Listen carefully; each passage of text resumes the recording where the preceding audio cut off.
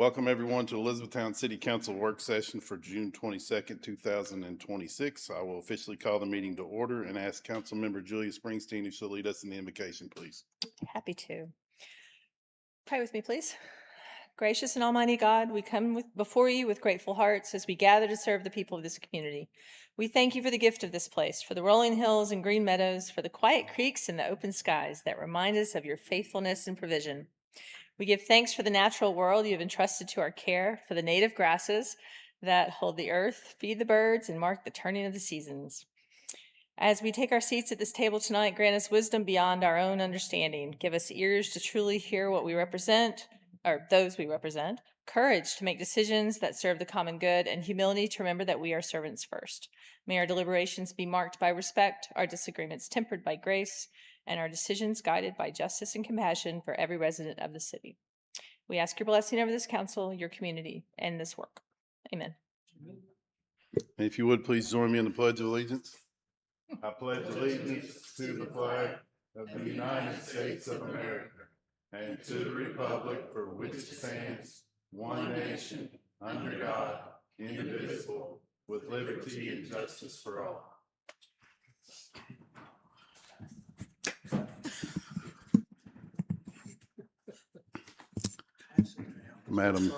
Madam Clerk, when you're ready, if you would, please call roll. Yes, sir. Councilmember Bishop. Present. Fulkerson. Present. Isaacs. Here. Jones. Springsteen. Present. Tyler. Here. You have a quorum, Mayor. Thank you, ma'am, and welcome everyone here today. We appreciate you joining us. We will start with my good friend Yvette Sweeney from the Central Kentucky Community Foundation, who is going to speak to us today about the Dolly Parton Imagination Library. Thank you, City Council. A little over a year ago, you all approved a gift of $20,000 to the foundation to help fund the Dolly Parton Imagination Library, and I just wanted to give you an update on what has been able to happen since that time. If I may, just a quick overview of the Imagination Library program. It was started by a beloved singer, Dolly Parton, who probably requires no introduction, to help put books into the homes of families with children birth to 5. She believed that those early years were important, and literacy was the power behind the education that would fuel their future. And so a book is mailed to the home of each child birth to 5 every month for free for families. So this helps give universal access to books. It helps create family bonding opportunities, and it ultimately helps kids connect with their community and be engaged. We see that relationship connected between reading and community engagement and bonding through all of the research studies that have been done. When we started working with the Imagination Library, I learned a lot about science, because it wasn't my best subject in school, if I'm being completely honest. But the science tells us that 90% of the brain's capacity is developed by the time children are 4. And so when we wait until they're in kindergarten to start introducing books and reading to them, we've missed a big opportunity for them. So the Dolly Parton Imagination Library is founded in that research, and it's built, the brain activity is built by reading at home, and that reading being consistent and daily. When we started working with the Imagination Library 2 years ago to help grow enrollment in Hardin County, we were at 17% of children in our community were registered to get this free resource delivered to them. And we looked at that and said, you know, that's not good enough. We want to do better for our children. And so roughly there's about 7,100 eligible children in Hardin County. And so we had 17% of those registered. Today, I'm glad to tell you that we have 44%, and I would like to really celebrate that it's a big increase, but we know there's still more work to do. So we're excited to see that enrollment now up to 3,100 children from throughout our community that are getting that book in the mail every month. And that's a big part of what you all helped us do. So when we started looking at this, we said, it's going to take time to grow community support for it, but we can grow enrollment probably faster than we can grow dollars, right? You know, I can get people to sign their kid up. It takes about 20 seconds online. It is your mailing address and your name to get a free book. But we knew it would take us time to grow the dollars to support that. And by getting your support early on to help us be able to know we could enroll as many kids as we could get and not worry about having to have all of the dollars to support them for 5 years was huge. Our goal is still to grow it. We want to get to 65% of enrollment. I would love to get to 90, but we know that that's not super realistic with the transient nature of people in life. But if we could get to 65%, that would be an amazing accomplishment in our community. And that would cost us $50,000 to $55,000 a year to maintain. So we're glad to have gotten to where we are at 44%, but we're committed to continuing to grow that and really knowing that we could go out and hit the community hard with enrollment and not worry about how we were going to pay for it from the very first enrollment push was huge. And we really appreciate your all support to help us make that happen. So I know you have folks watching and listening right now, so I thought I'd just throw up the QR code where people can enroll. We would love to see a big surge in enrollment, so you can click that QR code. Again, it's free for families. Just put in an email address and a mailing address and a child's name and age, and they'll start getting a book in the mail every month. And it's fun to see the excitement that kids have when they get their own mail, because it doesn't happen very often anymore, right? I will wrap up with a quote from Dolly Parton. She started the Imagination Library in honor of her father, who could not read. She said he was the smartest man she knew, but he was illiterate. And in light of Father's Day being yesterday, I thought that was a nice tribute that she said about him, that my daddy was the inspiration for the Imagination Library. And he told many times that out of all the dreams she had, the Imagination Library program was the one that made him the most proud. So we're really excited to be growing that here in Elizabethtown and in Hardin County, and we appreciate your support for it early on. Any questions? You know, the city of Elizabethtown, or this council, invests about $500,000 to $550,000 annually in our budget to nonprofits, 501c3s, different programs. And so when you come and you tell us where that money went and how beneficial it was to the community, it makes all of us smile, and it's much appreciated. So I just want you to know I appreciate the update, and it's great news, great to hear, great work, and keep it up. Thank you very much. Thank you. It's important to report out on what your dollars have done.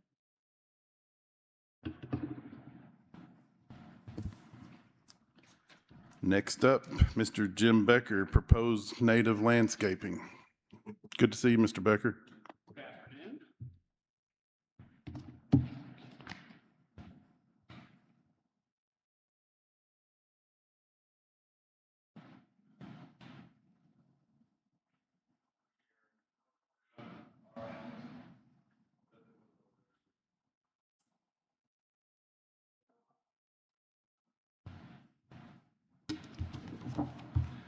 Hi, good afternoon.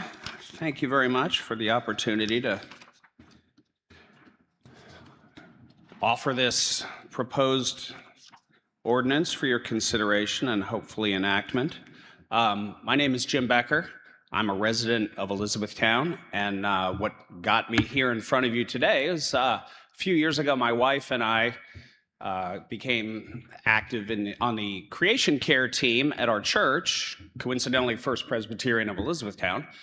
And the creation care team is a ministry dedicated to stewardship of the natural environment. So in the course of that involvement and speaking with other members of the group, we started learning about native plants and their many benefits, and discussing with other members of that group, planting native species, you know, as a residential landscaping measure. It occurred to me as a lawyer that a lot of cities have weed ordinances, and Elizabethtown is no exception. So I looked at our current weed ordinance and was aware that recently, as of then, Louisville had adopted a native landscaping ordinance. And so I started looking at that and researching native landscaping ordinances as they have been enacted in cities across the country. So I started working on something for Elizabethtown because I realized that our current weed ordinance is pretty broad in its scope, and its exceptions are pretty narrow. So depending on what one wanted to plant, where or how one wanted to plant native species, one could easily run afoul of the current weed ordinance, all with the best intentions. So that's what brings me here today. I want to first thank City Stormwater Director Rita Davis for her input and advice on drafting this. It was extremely valuable. I know she's obviously familiar to all of you. So with your indulgence, I will begin. Find the remote here. So just to give you an overview, well, first, let me tell you what's in the handouts I passed out. So what is in there is the language of the current ordinance, and my proposed ordinance, a copy of my presentation slides, a list of sources for the factual and other, other data in my slide presentation, some FAQs and answers to those, an EPA MS4 information sheet, and if you don't know what that is, I'll explain that in a minute, a copy of KRS 176.051, which is a relevant statute, which I will also discuss in a few minutes. Some regional native landscaping initiatives in major cities nearby. And then just a sample sign, what the city might develop and distribute if this ordinance is enacted. So, an overview, and my presentation, I promise, is not as long as this overview makes it look. First of all, just the case for going native here in Elizabethtown. Some of the environmental benefits, particularly with respect to stormwater abatement, native species habitat, air quality, et cetera. Municipal advantages, some of which I'm sure you're already aware of in projects that the city is doing on its own properties and with its own projects. An overview of the ordinance itself, what it does and does not do, some key definitions that are new in the ordinance, how it could work in practice, addressing concerns that you may have, and finally, just the action that I am requesting here. So let me also thank some friends who came to show their support for this today as well. So, okay, so why native landscaping? So conventional turf lawns cover over 40 million acres in the United States, and they consume vast amounts of water, chemicals, and other maintenance resources, and unfortunately provide minimal ecological value. In contrast, native species use 30 to 60% less water than turf grass. They require zero fertilizer or pesticides once they're established. They attract 3 times the pollinators that conventional turf lawns attract or support. And stormwater damage is estimated in the United States annually is estimated at over $1 billion. Okay, so some of the environmental benefits. So first, as I mentioned, stormwater management. Native root systems can extend 15 or more feet underground and absorb far more rainwater than turf grass, which typically only goes about 2 or 3 inches. Rain gardens and natural landscapes dramatically reduce runoff into storm sewers, reducing flooding risk and sewer system stress. Water quality. Deep roots filter pollutants before they reach streams or groundwater. And riparian buffers, and I will explain what those are in a few minutes, along waterways provide a natural barrier against agricultural and urban runoff, protecting Elizabethtown's waterways. And as we all know, Elizabethtown is a city of creeks, so we are good on waterways. Biodiversity and pollinators. Native plants support local insect populations, birds, and other pollinators that evolved right alongside those native plant species. Whereas monoculture turf lawns are essentially ecological deserts, as I said. Native plantings restore those vital habitat corridors. Urban heat island reduction. We're all familiar with the urban heat island effect. Diverse plantings, native plantings, especially trees and shrubs, provide cooling shade. They reduce heat absorbed by pavement and other impervious flat surfaces, and they lower surrounding air temperatures. Carbon sequestration. Native plants and other deep-rooted species store significantly more carbon in the soil compared to turf grasses. Expanding natural landscapes is a local, tangible climate action. And finally, of the benefits here, reduced chemical pollution. Native plants, as I said, require no fertilizers or pesticides once established, and thus eliminating a major source of nitrogen, phosphorus, and other chemical runoff into local waterways and groundwater. Okay, so the municipal imperative for stormwater. Stormwater management is among the costliest infrastructure challenge facing Kentucky municipalities. The EPA's Municipal Separate Storm Sewer System, or MS4 permits, require municipalities to reduce pollutant loads in stormwater runoff. Flooding events, which we're all familiar with, damage roads, properties, and infrastructure and cost taxpayers millions. Combined sewer overflows create public health hazards and regulatory liability. Native landscaping, in contrast, is a proven cost-effective green infrastructure solution recognized by the EPA and the Kentucky Department of Environmental Protection. So this chart shows just a comparison of runoff absorption in stormwater scenarios on different surfaces. So you can see impervious surfaces, obviously streets, driveways, parking lots, 95% of the stormwater runs off. A natural forest captures 90%, and right in the middle, managed natural landscapes capture 75%. So you only get 25% runoff. Whereas with a conventional turf lawn, the majority of the stormwater runs right off because of the shallow root systems. Okay, so municipal and community advantages. Reduced maintenance costs, and some of these are consistent with efforts that the city stormwater department, I know, has already undertaken. So city-owned medians, rights-of-way, park areas planted with native species require far less mowing, irrigation, and fertilization, translating to direct savings in labor, equipment, and supplies. Green infrastructure savings. Native landscapes and rain gardens can reduce the need for costly gray infrastructure, that is storm sewers, detention basins, and so on. Green stormwater infrastructure typically costs 25 to 50% less than pipe-based solutions. Regulatory compliance. As I mentioned, Kentucky's MS4 Stormwater Permit and Clean Water Act requirements incentivize green infrastructure. Native landscaping helps the city demonstrate compliance and avoid costly fines. Property values and aesthetics. This is where we get to private residential land. Well-maintained native landscapes increase neighborhood character and property values. Studies have shown that where there are naturalized public spaces, they command premium prices. Community resilience. Native plantings reduce urban flooding, cool neighborhoods, and build ecological resilience against drought and extreme weather, all increasingly important under a changing climate.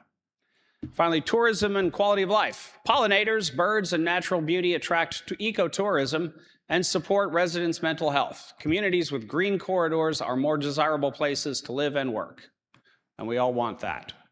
So the draft ordinance, what it does. It amends Section 158. Let me just find my, that's really hard to read from here. So what it does,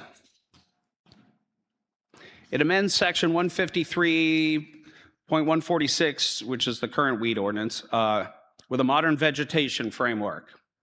It defines managed natural landscape, rain garden, riparian buffer, native plants, and other key terms. It allows planting of plants and grasses over 10 inches if part of an intentional maintained native planting. It creates a path for residents to legally establish rain gardens, native meadows, and other native landscaping features. It requires signage during a 5-year establishment period to inform neighbors and code enforcement personnel. It preserves existing exceptions for large parcels, agricultural land, and woodlands. And it adds a new exception for flood hazard areas and city stormwater department approved parcels. What the ordinance does not do, it does not allow neglected or abandoned lawns to qualify as natural landscapes. It does not permit noxious weeds as they are defined under KRS 176.051.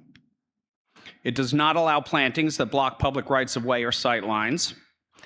It does not eliminate the basic 10-inch height rule for conventional turf grass lawns. It does not require any property owner to adopt native landscaping. And it does not diminish the city's ability to enforce against genuinely unkempt properties. So some key definitions here. So a managed natural landscape is a planned, intentional, and maintained planting of native or non-native grasses, wildflowers, forbs, ferns, shrubs, or trees, including rain gardens, meadow vegetation, and ornamental plantings. A rain garden is a native plant garden designed to reduce the amount of stormwater and accompanying pollutants entering the sewer system, streams, lakes, rivers, or other bodies of water. Native plants are plants that existed in the area prior to European settlement, adapted to local soils, rainfall patterns, and wildlife, and requiring minimal inputs once established. A riparian buffer is real property, that is land, adjoining or including a riparian area, such as a wetland, river, stream, naturalized detention basin, or lake edge, maintained in a natural state to protect water quality. A noxious weed is an annual, biennial, or perennial plant designated under KRS 176.0511 as injurious to public health, the environment, public roads, crops, livestock, or other property. These are always prohibited. And finally, turf grass lawn is a lawn comprised mostly of grasses commonly used in regularly cut lawns or play areas, such as bluegrass, fescue, ryegrass blends, maintained at no more than 10 inches. Standard rules continue to apply. So how it would work in practice. First, a property owner decides to plant. The owner chooses to install a rain garden, a native meadow, riparian buffer, instead of or in addition to a conventional turf lawn. Second, they plan and install the planting. The planting must be intentional, maintained within a defined area, free of noxious weeds. It cannot block public rights-of-way or sight lines. Post-required signage. During the establishment period, the 5-year period, as I mentioned, I wrote into the ordinance, the owner posts a city-approved sign explaining that native plants are being established. Signage the requirement expires 5 years after the ordinance is adopted, unless it's renewed by this body. And then finally, maintaining the landscape. So the owner keeps planting within the defined area, free of noxious weeds. No annual mowing of the entire area is required, although that various species do require that. It depends on what the landowner plants. Spot treatment of invasives may be required. So I included the little footnote there, says the city will develop and distribute approved signage templates. The signage requirement may be renewed by the council after 5 years. There is an example in here. Obviously, the city is perfectly capable of creating its own signs and so on. So exceptions. So the retained exceptions from the current weed ordinance. Large parcels, as I mentioned, 2+ acres without a dwelling. Vegetation may grow up to 36 inches, same as the current ordinance. Small flood hazard parcels, less than 2 acres. This is a new exception. Properties in FEMA flood zones or deemed beneficial by the city stormwater department may also maintain up to a 36-inch growth. That was one of Rita's contributions. Thank you. Agricultural use. As per the current ordinance, properties used for farming are exempt from height restrictions consistent with the agricultural practice or use to which those parcels are put. And finally, woodland parcels, predominantly wooded lots not used for crops or agriculture, remain fully exempt. So, and riparian buffers, this is just a good spot to explain what those are. The draft ordinance creates a formal pathway for riparian buffers, vegetated strips along waterways that protect water quality and reduce flooding. So eligible areas along real property would include wetlands, rivers or streams, naturalized detention basin bottoms, lake edges, and shorelines. So these are among the most powerful tools available to a municipality for protecting water quality, reducing erosion, and managing stormwater at minimal cost. Okay, so let me address some common concerns, and let me also mention that these are in your materials as well, and the FAQs that I'm not going to go through but are in your materials also address a lot of these common concerns. So, first, won't this just let people have overgrown, messy yards? No. The ordinance requires managed natural landscapes to be intentional, maintained, and free of noxious weeds. Neglected lawns or abandoned vegetation do not qualify. The signage requirement and maintenance obligations ensure these are real active plantings. Second, how will code enforcement tell the difference? Well, required signage helps distinguish intentional native plantings from neglect. The city can also develop a simple registration or notice of intent process to proactively document qualifying sites. I intentionally left out all kinds of administrative requirements that some municipalities have adopted, but all of those things obviously create administrative burdens for the city's personnel. So I'm trying to keep this lean and simple to apply. Will neighbors complain about the appearance? Signage educates neighbors during the establishment period. Many cities have adopted similar ordinances successfully, with community education, and that's key, reducing complaints significantly over time. Louisville Metro has a robust model we can reference here. Is this legally sound? Well, I will defer to the city attorney on that, ultimately. But the short answer is yes. The ordinance updates definitions to align with current environmental best practices. It retains the city's full enforcement authority over noxious weeds and genuinely unkempt properties, consistent with Kentucky revised statutes. So some regional precedents for some peer cities. Elizabethtown would join a growing movement of Kentucky and regional municipalities embracing, through one means or another, managed natural landscaping. So Louisville Metro, as we all know, has an established native plant garden ordinance with approved signage program. This is the direct model for Elizabethtown's draft. This Louisville Metro has seen increased resident adoption and measurable stormwater benefits in its 4 or 5 years since enactment. Lexington-Fayette County does not have an ordinance, but it supports rain garden programs through its Division of Water Quality and has promoted native landscaping through community grants. It has also reported reduced MS4 permit violations. Cincinnati adopted a managed natural landscape ordinance that resulted in reduced mowing costs for city-owned land and improved stream buffer quality in its Mill Creek watershed. Nashville, Tennessee, not Indiana. Metro Water Services has heavily promoted rain gardens and riparian buffers with thousands of installations, reducing combined sewer overflow events and improving Cumberland River water quality. Indianapolis adopted an ordinance allowing native plantings with notice requirements, similar to what I have written here. City reports measurably improved stormwater outcomes in neighborhoods with high rates of native garden adoption. And then last, Kansas City, one of the most aggressive green infrastructure programs in the Midwest. Native landscaping requirements are integrated into stormwater fee credits, directly rewarding property owners. So the next steps, obviously, review and discuss the draft, provide feedback on the draft language, particularly the riparian buffer provision and signage requirements. I am happy to answer any follow-up questions the council may have at this moment or in the future. After that, I'm not exactly sure what the city council's procedures are for first reading, second reading, and so on. But I assume authorizing a first reading, directing staff to schedule the ordinance for that, and then other public notice requirements, and then if enacted, or likely to be enacted, directing signage, development of the signage.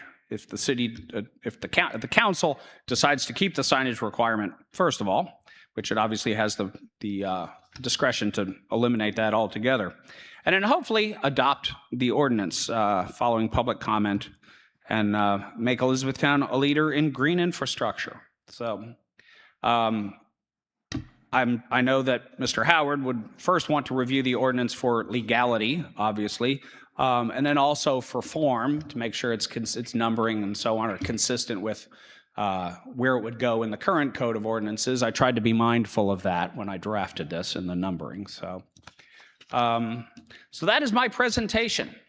So I'm happy to entertain any questions that anybody has. Mr. Becker, is this on the cover of your presentation, is this an example of what you're envisioning as far as native plantings or close? It could be, yes. Those are native species. And that is, yes, it could look like that, yes. It could be that controlled. It doesn't have to be, a wild prairie. It can be very well-defined and well-ordered and very intentional looking. In fact, if you go looking for, native plantings, just Googling, images of native plantings in residential settings, most of what you'll find will be pictures that look like this. Thank you. To Aaron, how many people have been prohibited from doing this currently because of the way the ordinance is? That they have been fined or?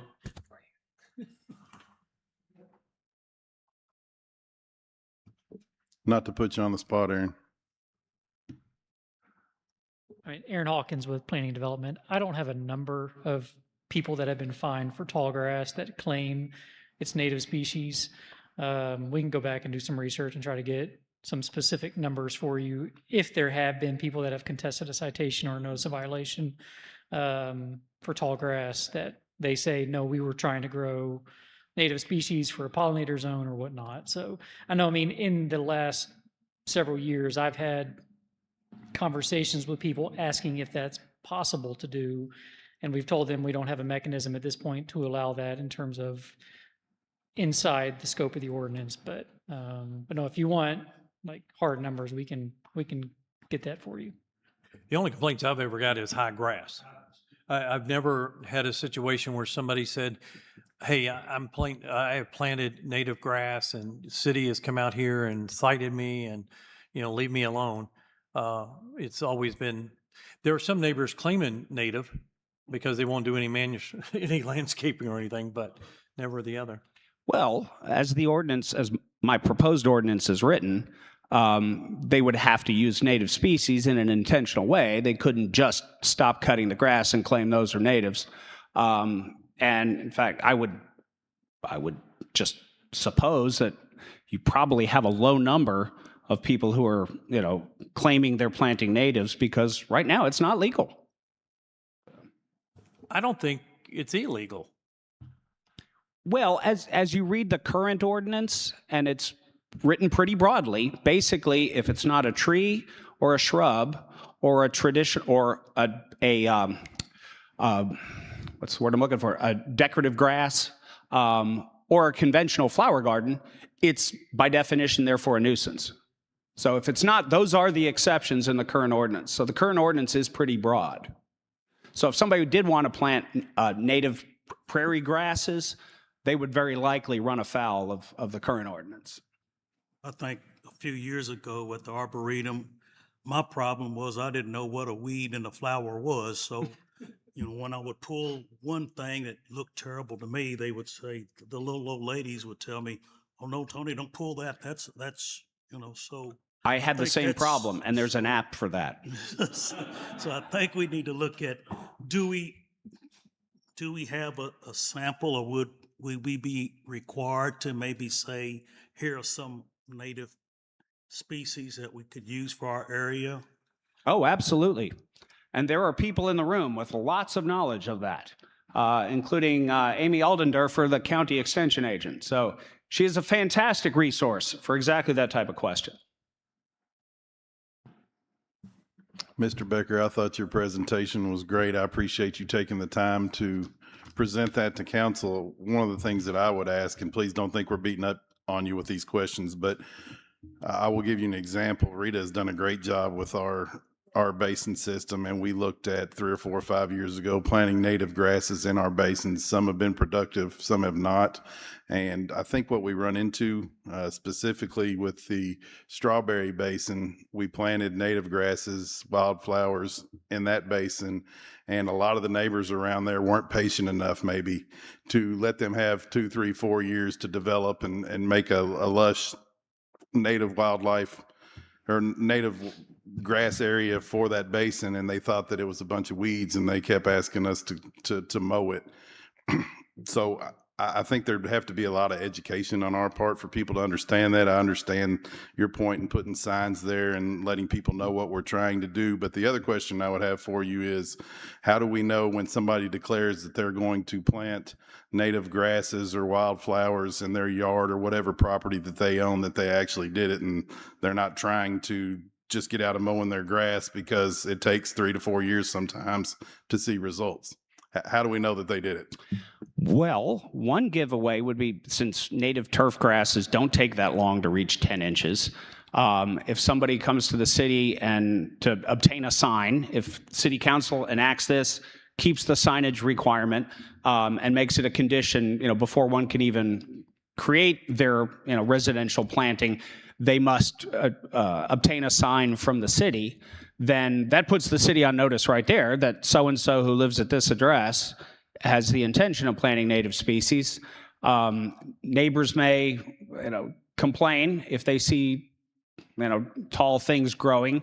And if they're growing that height within a few weeks of that person obtaining the sign, chances are they just stopped cutting the grass. Maybe Johnson grass. Probably, yeah, Johnson grass or crabgrass or whatever.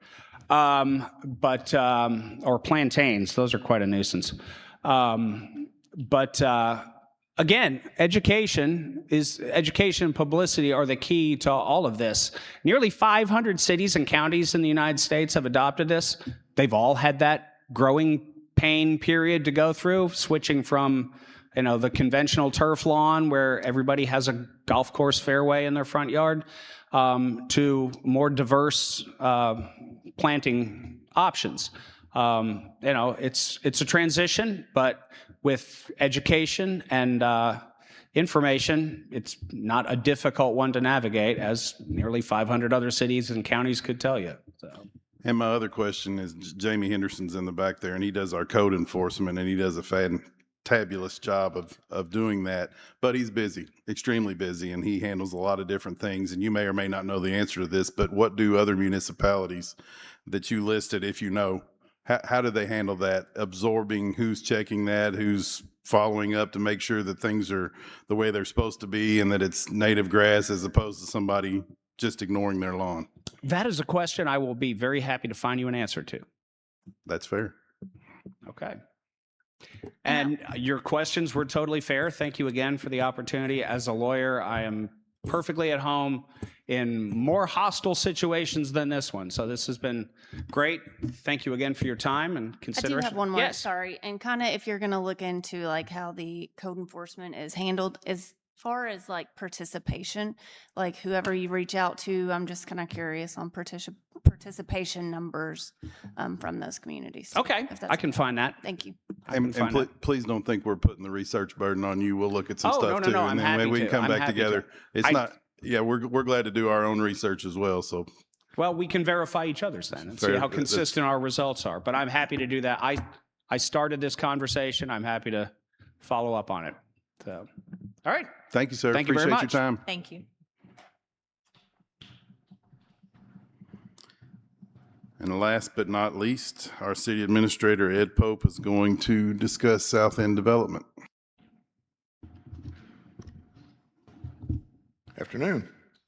In light of recent announcements about hotel on the South End, I know the council is aware that those efforts have been ongoing for an extended period of time. The staff has also had discussions about offering other incentive programs to support the South End or to help spur additional development in that area. We have a couple programs that the city already operates. One that the council is aware of is a number of years ago, we started a assistance program for restaurants and businesses that needed grease trap installation. That was originally targeted specifically for our downtown area. That was expanded a couple years ago to the East Dixie corridor. So properties the C5 district goes about to the city cemetery. So from there south to the Lincoln Parkway, we expanded the grease trap program for properties that only fronted along 31W. So this hotel that was announced most likely will have some kind of food service with it, so they will qualify for that program. We've had 2 or 3 other businesses that have opened in the last couple of years that have taken advantage of that. The city also has a facade grant program that is currently only targeted toward the downtown, so properties within the C5 district. So one of the items for discussion this afternoon is, do we want to look at potentially expanding that program, the same corridor, or offer some other programs? And one of the things that I think we need to begin the dialogue on is the type of businesses that may be eligible in that area. I know the public asks quite frequently about a grocery on the south end. And again, as the mayor and the council knows, the city has made a lot of effort in reaching out to real estate developers and actually grocers to see if they would be interested in locating in that area. Unfortunately, we have not been successful to date, and most of the time they tell us the traffic counts aren't high enough in that part of our community, and they have criteria where they look at the number of households or the number of rooftops within a certain radius of areas. It's typically a 1 mile, 3 mile, and 5 mile radius. And again, most of those comments are there's just not enough residential units in that sector of our community. We've done some things to change our residential regulations. The council, through the Planning Commission, the City Council has also zoned some additional properties on the south end of town to allow for additional residential development. Some of the recent development activity we've had in that area has raised some of those traffic counts. So we're now making some lists that at one time we weren't. But the discussion, again, administratively that we've had is, should we look at more incentives to try to spur some of that development? So should we tie that to job creation, the number of jobs created, and give certain incentives at certain levels? There's also been some discussion of that, no, we should just offer incentives based on the investment, have an application process that would review those based on the investment that a business is making in the corridor, and have a sliding scale, if you will, of how much incentive the city will offer based on the dollar investment that group makes. One of the first things, though, that I think we need to look at is the south end, what we term that. The council knows that recently we went through a downtown master plan, and the first thing that group that we established struggled with was defining what downtown is in E-Town and what are the boundaries. And okay, we're going to offer a plan for that area, and we're going to look at zoning and those kind of things in the downtown, but we have to define it first. So I think one of the things that we need to look at is what are those boundaries? Do we look at picking up from the C5 district, so basically the intersection of Haycraft or Nicholas Street with 31W, and go south from there? The grease trap program that we have does that. It picks up that whole corridor. Initially, when we looked at this topic about 10 years ago, the discussion was, well, let's look at exit 91 and just try to give incentives more directly around the intersection of 31W and Lincoln Parkway. So like I said, I think one of the things that we need to work through, and we will continue to do this for you all, is what are the boundaries of that area, how far, and we'll work with the planning office in looking at what the comprehensive plan says for future development in that area and expand. I know there's been some recent discussion about do we offer incentives in this corridor and look at Bishop Lane? Do we look at Hawkins Drive? Because they're not directly fronting along 31W, so should we try to expand that district or do we grow it? That is, let's get 31W developed first and then we look at expansion and benefits as we move out. We presented some draft language to you all about giving incentives based on number of jobs created. Like I said, I think we can continue to work on that for you all. We'd like some input on whether you do want to just emphasize certain uses, that is the groceries, restaurants and hotels. That's typically what the city has always talked about in the past for this corridor. Or do we want to expand that? In my discussions with Terry Shipp, who's our business development officer, I think he'd like the city to consider expanding that beyond those type uses. The other issue that our existing programs that we offer from any incentive are really driven towards existing buildings and existing uses. We don't have incentive programs currently that benefit somebody who has a vacant lot to build something new.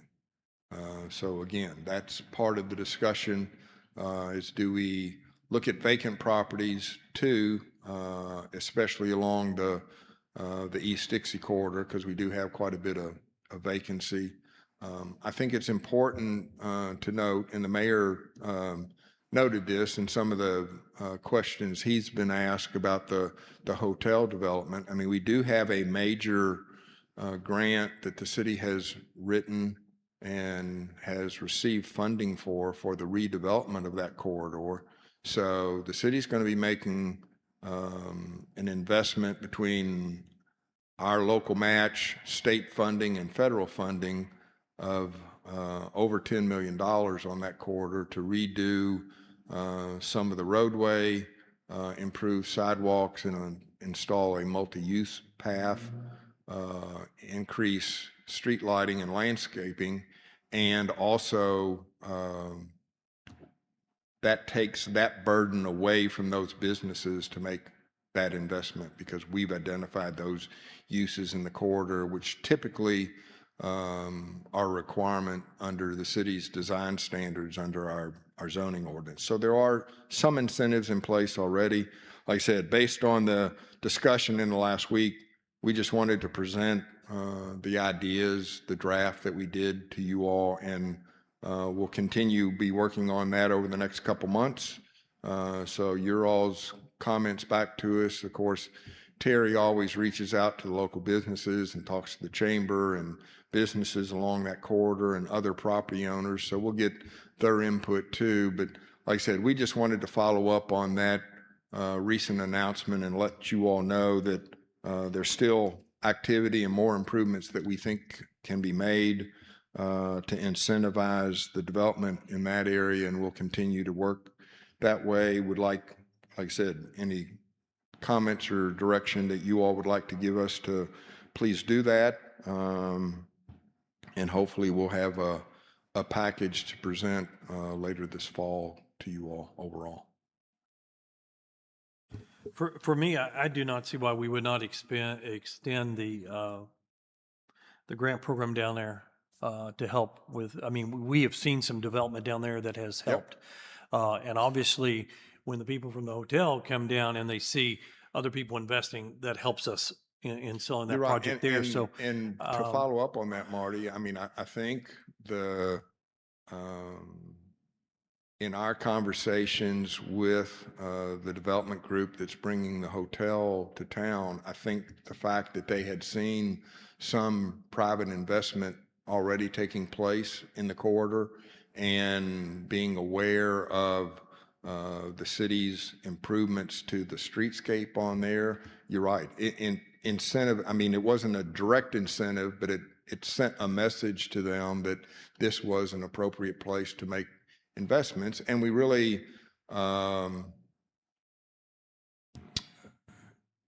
of the businesses that have made those investments have not been incentivized as some of the others in our downtown area. And that's the area the city chose to do first, was the downtown. I mean, this has been discussed quite a bit. There's also been discussion of, do we look at our older shopping areas in town and do something that way? I think it's appropriate to look at this corridor first and expand on some of those programs before we look at those other areas. But that's actually an easy program to expand, Marty. I mean, to just let people know, here, there's a very brief application form. You show us what you've done, you've gone through design standards, and the city will give you reimbursement for your investment. So I think we should go ahead and expand that now as we work on this other. Okay.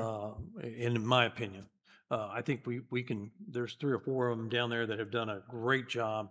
And I would even say that they're eligible. Even if we go back and say those that have done it within a certain period of time, I think they should be eligible to apply again. And that program that we did for the downtown area, the facade grant program, was simply done by a policy motion and vote by the council. So I think we can bring that back to you all in a meeting in July and say, here, expand the boundaries this way. And you're right. I mean, if we want to go back, we can work with the planning office and look at the number of investments that haven't been made maybe in the last 6 months, last year, last 2 years, and bring those to you and say, hey, we think we ought to go back this many months because there's 3 businesses that we'd like to assist and help out that way or something. I think we still need, and I mean, this probably couldn't be attached that easy, but the vacant land portion, I think, is pretty important, especially on that south end down there. Because, I mean, someone shouldn't necessarily be penalized because there's not a building for them to go in and update from We'll that make sure program. we. Well, not just the vacant land, but also if they tear a building down and want to build back new, that should Sure. apply as well, Sure. because there are some places down there that would be beneficial if we got rid of some of the buildings that exist and somebody built something new in its place. Well, in that original program that we did, there's only one vacant lot downtown. Right. The corner, Ed's corner. But really, so that's why we didn't include vacant lots as part of that. But yeah, there's some vacant lots in that area. Yeah. That'd be great. Yep, well, we'll look at that. Okay, I'll probably have that to you guys in July on just the facade program. Thank you, Mr. Pope. Okay. That will end our scheduled presentations. Any public comments?